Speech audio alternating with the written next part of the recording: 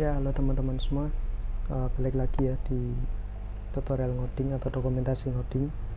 Jadi di pertemuan sebelumnya atau di video sebelumnya kita udah bahas perihal prerequisite atau istilahnya persiapan ya buat ngoding kita nanti biar ngodingnya lancar, dan juga teman-teman ada bukan basic sih, lebih tepatnya persiapan dulu, entah itu tools, aplikasi, atau ya prepare lah apa aja yang harus disiapkan biar ngoding nanti nggak ribet gitu, kita bisa langsung mulai.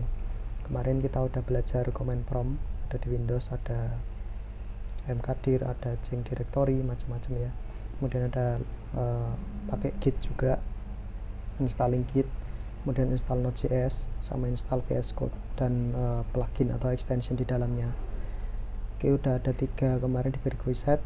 Kalau teman-teman mau lihat bisa lihat di playlist sebelumnya. Kemudian yang sekarang kita coba masuk ke fundamental. Kita kemarin udah sepakat mau pakai bahasa JavaScript biar lebih mudah karena sintaknya juga mudah dan banyak dipakai. Nanti ke depan juga akan lebih mudah karena JavaScript itu dipakai di front end dan back end. Itu paling sering dipakai. Jadi mungkin apa itu back end dan front end nanti kita bahas di lain pertemuan teman-teman, karena itu udah lumayan agak jauh ya dari fundamental. Istilahnya dia udah lebih tinggi lagi. Nanti kita bakal bahas di situ. Untuk sekarang ini kita coba masuk ke fundamental. Nanti ada beberapa sub teman-teman untuk fundamental. Mungkin sambil baca ya, atau mungkin sambil aku catat juga. Kita langsung buka aja mungkin untuk ke VS Code nya ya. Oke, kita masuk di home seperti biasa kayak teman-teman. Aku close dulu deh. Kita coba dari awal ya, juga close dulu. Ini command prompt juga kita close dulu, kita coba dari awal lagi teman-teman. Jadi seperti biasa di komputer teman-teman, terutama yang Windows atau mungkin Linux atau mungkin MacBook atau macOS ya, kita pakai Windows plus R. Kemudian di sini ketikkan cmd, kita tinggal OK atau enter aja, masuk command prompt, terus kita cari ya folder untuk pengerjaannya. Silahkan teman-teman, ini bebas sih, nggak diatur, tapi aku nyimpannya di sini biar lebih gampang aja. Terus untuk buat lihat list-listannya bisa pakai ls-l atau dir. Kalau teman-teman ls-l nggak bisa, pakainya dir. Nah, ini direktori yang berada di dalam folder C Laragon data, tapi aku lebih suka pakainya ls-l sih. Nah, ini ada beberapa project yang aku kerjain teman-teman dari sejak kuliah sampai sekarang. Nah, kita masuk di fundamental ya, jadi langsung kita masuk ke fundamental, cd fundamental letter. Kemudian kita buka di sini, kita coba dulu deh, cek dulu ada apa aja di sini. Ada set variable, conditional, dan readme. Oke, kita masuk di sini, kita buka VS Code-nya pakai kode titik, sama kayak ini ya. Kita klik VS Code ini ya. Jadi komennya kode titik, kode itu maksudnya buka VS Code. Kemudian titiknya itu menunjukkan bahwa buka direktori di sini. Maksudnya di Laragon data fundamental. Kita enter aja.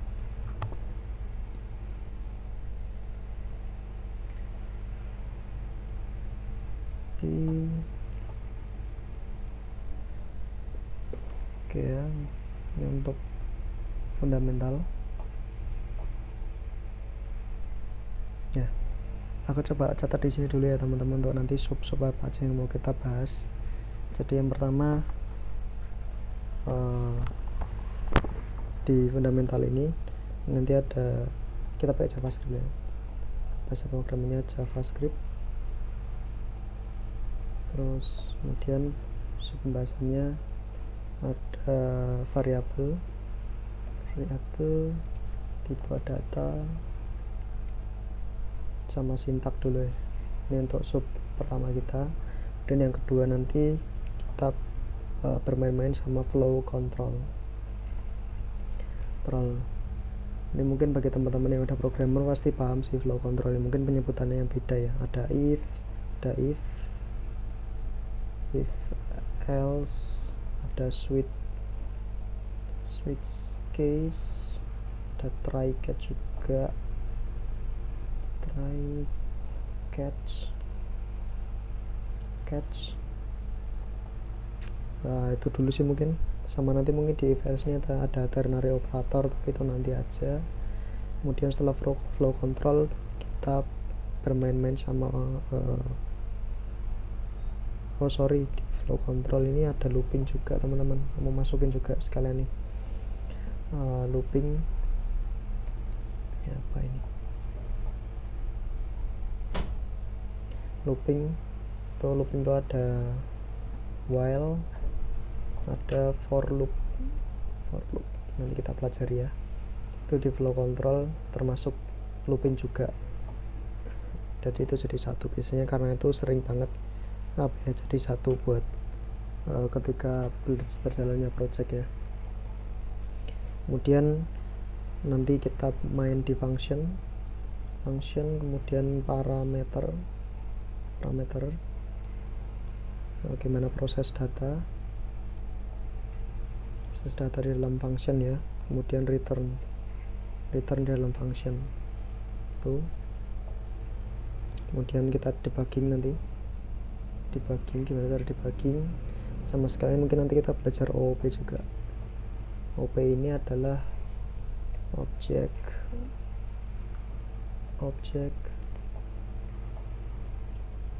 oriented programming. Nanti kita belajar sambil jalan teman-teman ya. Mungkin ini dulu untuk JavaScript-nya. Terkait nanti mungkin pakai yang lebih istilahnya lebih pro lagi, nanti sambil jalan aja teman-teman. Mungkin ini dulu lah yang kita pakai lah. Oke, yang pertama di sub kali ini kita main variabel, tipe data, dan sintak ya. Ini udah aku bikin file assert variable. Teman-teman kalau bikin bisa dibikin aja di sini, tinggal klik kanan new file, ketikkan aja assert variable.js gitu. Nih, oke. Ini udah ada beberapa variabel, aku reset dulu deh. Jadi untuk tipe data atau variabel itu kita ada beberapa cara untuk menyebutkan ya.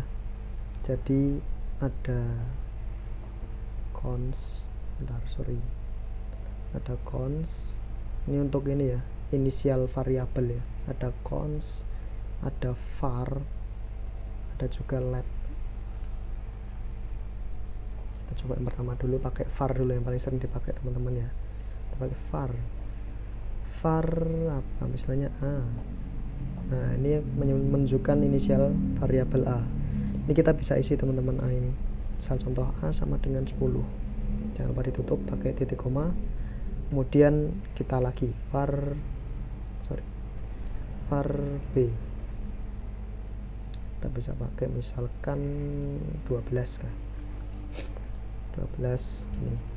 Nah, ini termasuk nanti masuk di debugging juga ya. Jadi gimana caranya, misal kita mau menjumlahkan nih A dan B, tinggal kita gini aja, sekalian dipanggil ya, kita keluarkan log. Nah, ini biasanya keluar langsung. Kalau teman-teman belum muncul bisa diketik biasa console.log. Nah, di sini tinggal A plus B.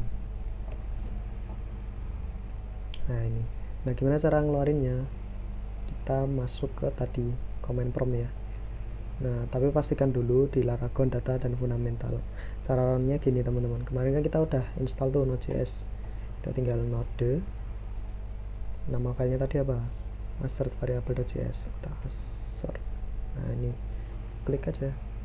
Nah, keluarkan 22. Ini penjumlahan dari 10 dan 12. Kita juga bisa mengurangi nih. Misal ini ya, B min A. Hasilnya kan harusnya 2 ya. Kita coba lagi. Nah, 2. Ini keluar untuk assert variable. Ini adalah conditional atau apa? Conditional sih. Cara inisialisasi variabel dengan cara yang var itu artinya variabel ya teman-teman, paling basic banget lah. Nah, gimana cons dan let?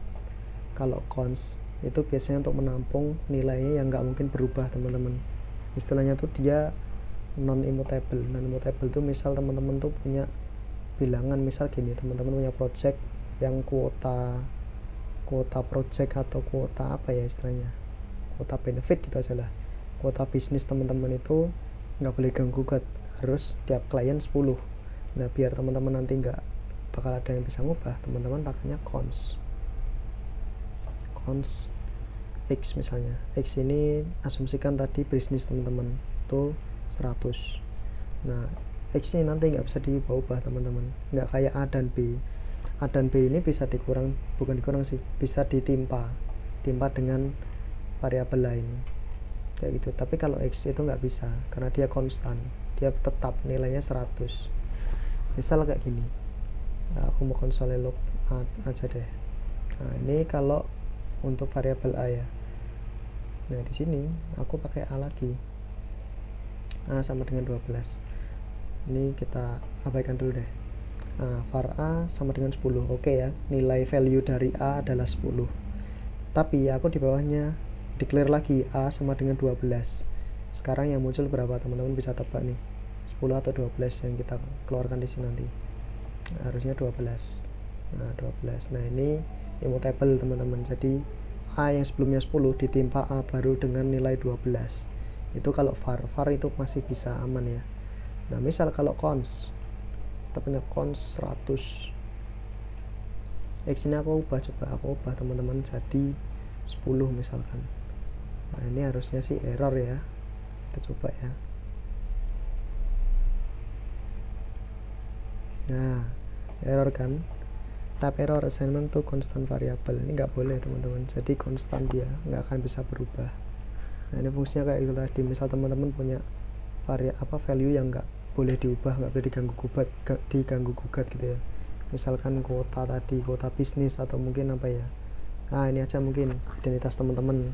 Misalkan NIK kan nggak mungkin ya berubah, seumur hidup nggak mungkin berubah. Tuh case ada berubah tuh mungkin susah banget, atau mungkin agak nggak mungkin ya buat berubah NIK itu. Jadi kita simpan di variabel cons. Itu perbedaan cons dan var. Ada satu lagi nih, ada let. Let ini mirip seperti var teman-teman, dia bisa immutable, bisa diubah. Tapi untuk var ini dia scope-nya luas, artinya dia bisa diakses dimanapun. Tapi kalau let, dia bisa diakses hanya dalam satu lingkup. Contoh kayak gini, ini aku komen dulu ya. Kalau teman-teman bingung caranya ngomen, harus ada slash 2 di depan ini. Nanti pakai cara kontrol apa ini ya, kontrol size slash di samping shift kanan teman-teman. Ini bisa komen, uncomment kayak gitu. Oke, kita balik lagi ke let ya. Biasanya let itu masuknya di for loop teman-teman, paling sering ya for loop. Nah dia kan makanya nih let index ya. Kalau teman-teman bingung, ini cuma buat contoh aja sih. Let index ini coba aku ganti pakai let i aja. Nah i ini cuma bisa diakses di dalam for-nya aja teman-teman. Di dalam for itu maksudnya ini loh, ini sampai ke sini. Nah ini scope for. Jadi let i cuma bisa diakses di dalam sini tok. Nah aku bisa console log di sini, bisa log i, nggak ada masalah di sini. Mau log i tetap bisa aja. Misalkan pakai aja 10 gitu saja. 10 nanti bakal masuk di materi for loop ya. Ini console log i bakal keluar nanti, ekspektasinya bakal keluar adalah 0 sampai 10 teman-teman. Kita coba aja ya. Ini kita komen dulu, kita balik ke sini. Nah 0 sampai 9, sorry, dia tetap bisa diakses teman-teman karena lognya itu di dalam sini. Istilahnya ini buat nampilin. Tapi kalau kita coba lognya di bawah, ini kalau teman-teman caranya naik turunin susah atau harus di copy paste, ini bisa pakai alt atas bawah teman-teman. Ini alt atas, alt bawah. Nah ini coba i nya aku coba panggil di sini teman-teman, apakah bisa? Kita coba. Nah ini nggak bisa, it not defined, karena i nya berada dalam sini, let nya ini. Beda lagi kalau pakai var. Kalau pakai var masih bisa diakses teman-teman. Itu untuk perbedaan cons, var, dan let. Itu masih simple banget teman-teman. Kita hapus deh yang ini. Oke, kita balik lagi ke sini ya, bagian tipe data. Kalau teman-teman bingung, jadi nanti tipe data yang kita tadi udah coba bikin, ini sebenarnya udah merupakan satu tipe data teman-teman. Jadi A dan B itu termasuk tipe data numerik, atau istilahnya apa ya, integer lah kalau kita nyebutnya, number. Jadi ada beberapa tipe data nih teman-teman. Kalau teman-teman bingung bisa sambil browsing nih. sini coba buka browser aja, type data JavaScript. Nah ini sering banget sih yang pakai buat belajar Way3 School atau Geeks for Geeks macam-macam. Nah ini ada string, number, begin, boolean, undefined, null, symbol, object. Nah kayak gini lagi, ini number yang tadi kita bikin ya teman-teman, ada 16, 7,5. Kemudian ada string, ada boolean tuh true and false, atau teman-teman kalau dari teknik biasanya 1 atau 0 gitu aja. Biasanya teknik elektro sih biasanya true atau false. Itu booleans, dia cuma punya 2, kalau nggak true ya false kayak gitu. Ini objek kayak gini, dia dibungkus pakai apa ini namanya ya, kurung keriting ya, curly brace, apa sih ini punya kurung kurawal. Nah ini pakai kurung siku. Kemudian ini objek juga, ini array, ini objek. Oke, itu teman-teman ada beberapa, ini bisa sambil belajar sendiri ya. Kita balik lagi ke sini. Ini tadi berupa, kasih komen deh, ini tipe data integer atau number. Nah kita coba B ini, kita pakai tipe data string. Kalau string itu harus dibungkus pakai titik 2 atau titik 1 teman-teman. Maksudnya gini, bisa pakai ini boleh, ini juga boleh, atau pakai ini teman-teman, cacing atau apa ya, ini sampingnya 1, backtick. Oh ya, backtick namanya. Ini sama aja sih, tapi lebih sering dipakai tuh ini titik 2. Nah ini teman-teman boleh nih siapa aja, misal nama aku ya, Irfan Rifai. Nah ini coba aku konsol log B, nanti akan keluar di sini ya, Irfan Rifai gitu. Bisa nih aku coba tambah Irfan Rifai, kita coba tambah B ditambah A. Ini kira-kira error enggak nih teman-teman? Kita coba aja ya. Nah Irfan Rifai 10 kayak gitu sih, masih bisa ditambahin. Ini kalau string, ini kalau mau ada spasi, mau ada apa-apa aman di sini. Tapi kalau di sini coba teman-teman ada spasi, nanti bisa error. Nah ini kan merah kan, ini nggak boleh, harus pakai string teman-teman.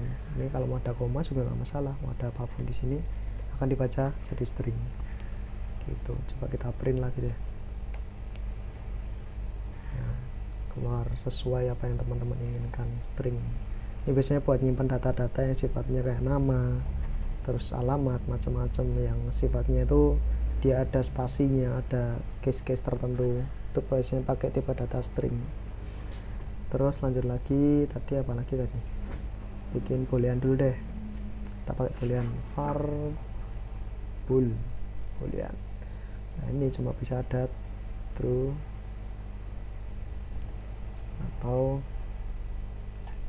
ini bool 1 deh, bool 1, bool 2 atau false. Nah, ini tipe data boolean.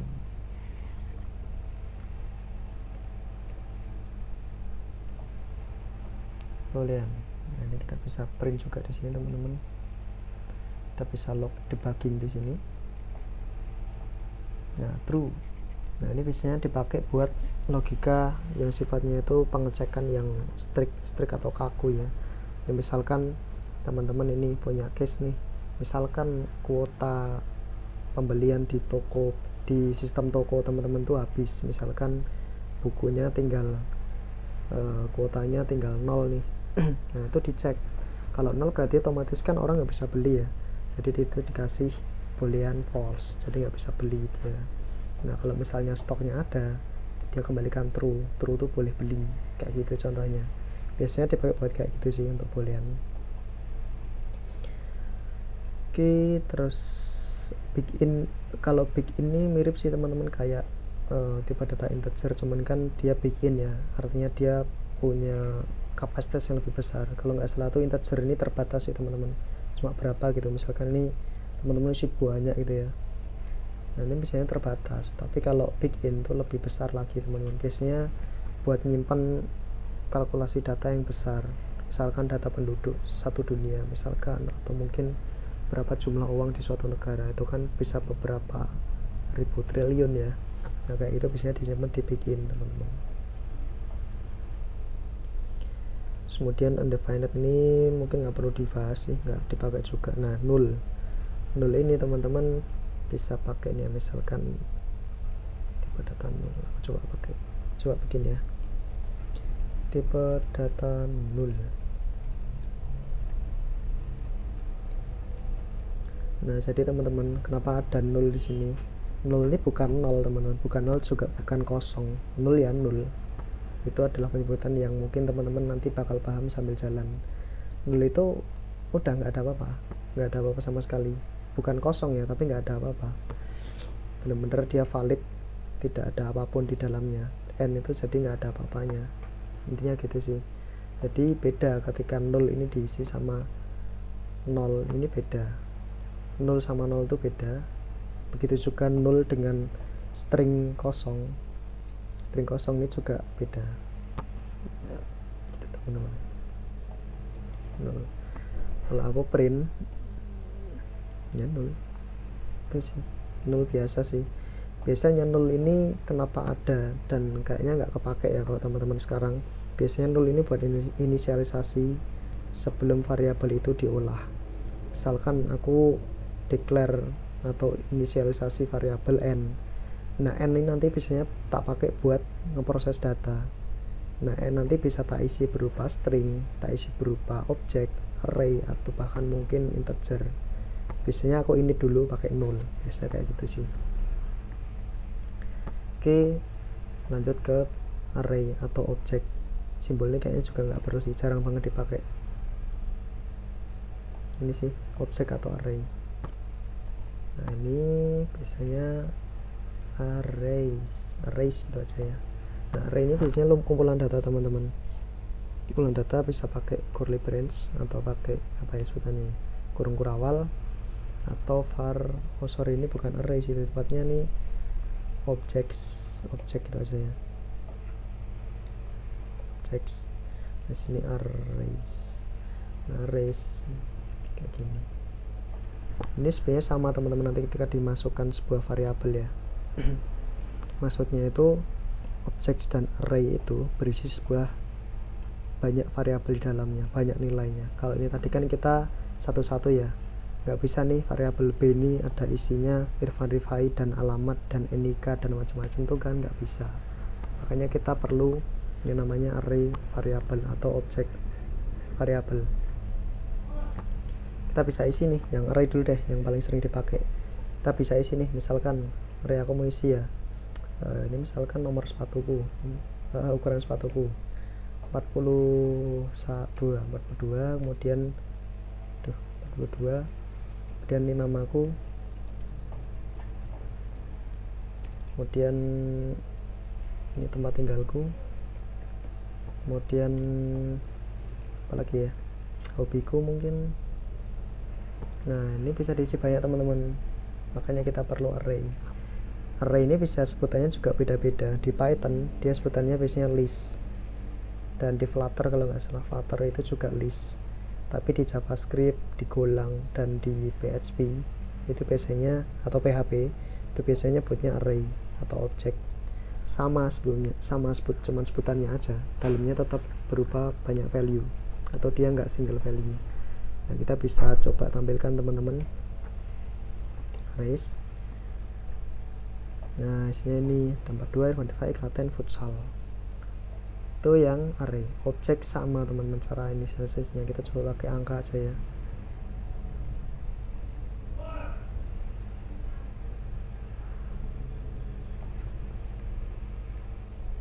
Oh bentar, kayaknya ada miss. Oh sorry, kalau objek tuh harus mempunyai key and value teman-teman. Key and value itu maksudnya kayak gini. Ini aku permudah aja ya biar gampang teman-teman lihatnya. Nanti kalau pengen formatnya kayak gini tinggal di spasi aja teman-teman, tinggal klik enter. Nah kalau objek harus berisi key and value. key and value itu contohnya kayak gini. Tadi kan ini nggak jelas ya, 42 Irfan Rifai Klaten Futsal. Nah, apa 42 itu apa, Irfan Rifai itu apa, Klaten itu apa, futsal nggak tahu kan. Nah, kita langsung define di sini. 42 itu maksudnya adalah ukuran sepatu. Ini bisa pakai ini. Nah, ini ukuran sepatuku tuh 42 gitu. Terus lagi namaku tuh Irfan Rifai. Terus kemudian Klaten tuh apa, tempat tinggalku, alamat gitu aja ya, alamatku, aduh ngapain JavaScript, alamatku Klaten. Apa ini sensitif sekali. Nah, hobiku tuh futsal. Nah, ini objek teman-teman, kita perbanyak deh konsoloknya. Nah, ini teman-teman kalau gimana caranya bukan clone siapa ya, ke copy ya, ngopi baris itu caranya pakai Alt Shift bawah, atas juga bisa, Alt Shift bawah, Alt Shift atas, sama aja itu biar ngopi, biar teman-teman nggak perlu blok kemudian Ctrl C terus sini baru Ctrl V, ribet, langsung Alt Shift bawah kayak gitu. Ini kita coba panggil objek kita sini kan. Nah, ini ukuran sepatunya 42, namanya Irfan, alamatnya Klaten, hobinya futsal. Biasanya teman-teman kalau nanti udah terjun ke real project, biasanya data-data itu dikirimkan dalam bentuk kayak gini teman-teman, meskipun nanti ada XML ya, extensible markup language, itu nanti lain lagi kita bahas. Biasanya ini berupa objek atau JSON, JavaScript Object Notation. Apa itu nanti kita bahas di lain pertemuan, karena itu perlu panjang teman-teman. Ini kita variabel dulu deh. Kita variabel ini kita udah dapat objek dan array. Mungkin tuh dulu teman-teman terkait variabel ya, kita bisa bermain-main sama variabel. Tadi udah sempat juga tambah kurang, kemudian mungkin nanti bisa pakai kali juga teman-teman kalau mau. Kita coba sekali lagi deh, var_c ini kecil aja deh, 10 sama 2. Nah, tadi kan baru penambahan sama pengurangan ya, kita bisa kali dan bagi juga teman-teman. Misalkan A mau dikali, kali itu bukan X ya, kalau di pemrograman dia pakainya bintang atau di 8 tuh loh, shift 8, A bintang C, hasilnya 10 bagi 2 berapa teman-teman? 20, sorry, A kali C, 10 kali 2, 20. Oke. Nah, bisa juga A bagi C, 10 bagi 2, hasilnya 5. Itu salah basic banget ya, operasi matematika, bisa tambah kurang kali bagi, bisa juga persen, nanti persen itu hasil bagi. Misalkan 10 dibagi 2, itu hasil baginya itu 0 atau enggak.